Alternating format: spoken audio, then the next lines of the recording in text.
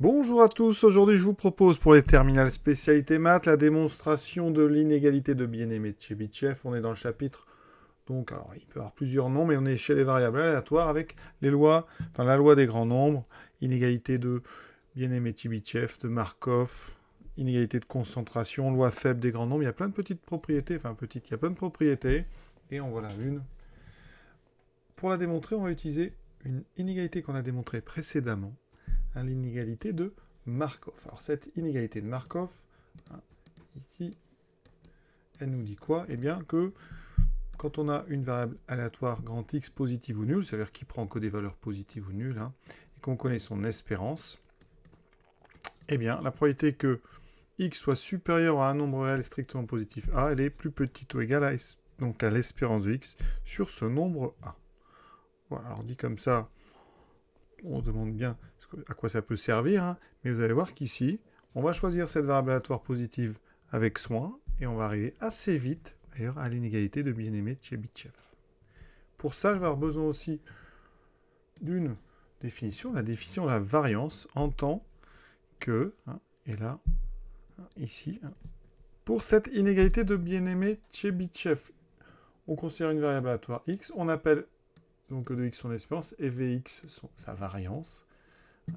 Et il nous dit quoi? Que pour tout réel strict en positif, donc ici delta, la probabilité, donc, qu'en valeur absolue x moins l'espérance de x soit supérieure ou égale à delta, elle est inférieure ou égale à la variance divisée par le carré de delta.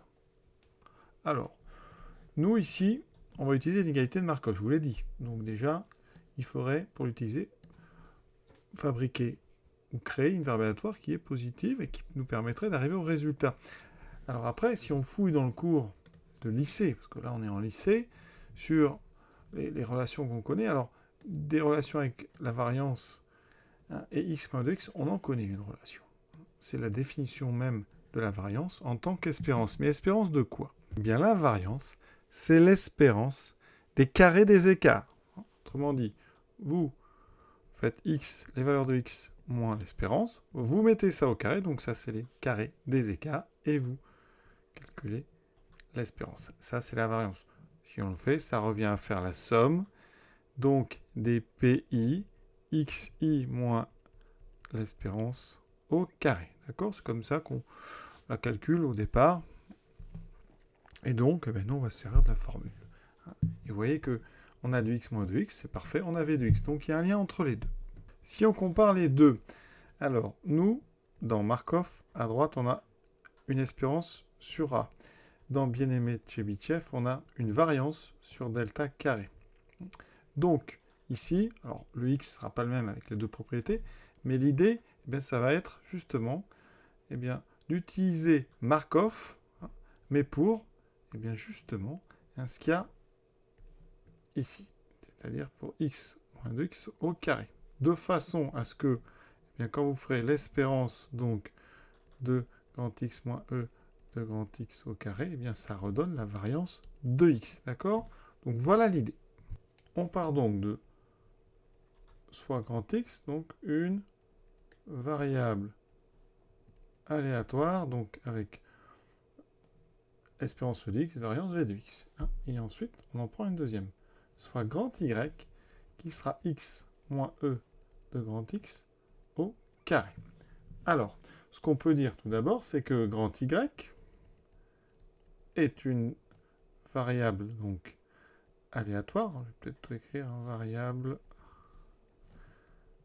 aléatoire, positive ou nulle, puisque c'est un carré. D'accord? On peut donc lui appliquer l'inégalité de Markov. Pour quel nombre? On va l'appliquer pour, ici à droite, j'ai un A, ici j'ai delta carré. Donc on l'applique pour delta carré. Donc on applique l'inégalité de Markov avec donc la variable y égale x moins e de x au carré et un nombre A qui sera delta carré. Hein. Delta, c'est notre réel strictement positif. Dans ce cas-là, on sait eh bien, que pour tout delta carré, hein, donc quel que soit delta, Eh bien, la probabilité que y soit supérieur ou égal à donc delta carré, elle est inférieure ou égale à l'espérance de y, donc de x moins e de grand X au carré sur a, et j'ai pris égal delta carré. Donc voilà ce que me donne l'inégalité de Markov appliquée sur ma variable aléatoire grand Y, et pour une valeur de petit a qui sera delta carré, mon delta, qui est un réel strictement positif.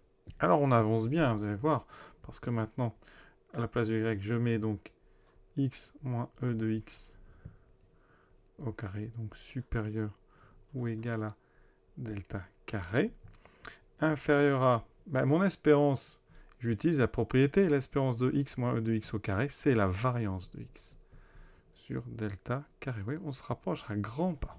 Regardez bien, nous on a démontré ce que j'ai écrit en bleu pour l'instant, et on veut arriver à ceci. La différence, le membre de droite est le même, on est bon.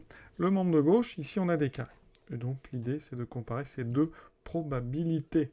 Alors effectivement, hein, quand on a x moins e de x au carré plus grand que delta carré, eh bien ça équivaut à effectivement valeur absolue de x moins e de x supérieur ou égal à delta. Alors, dans quel cas c'est vrai ça?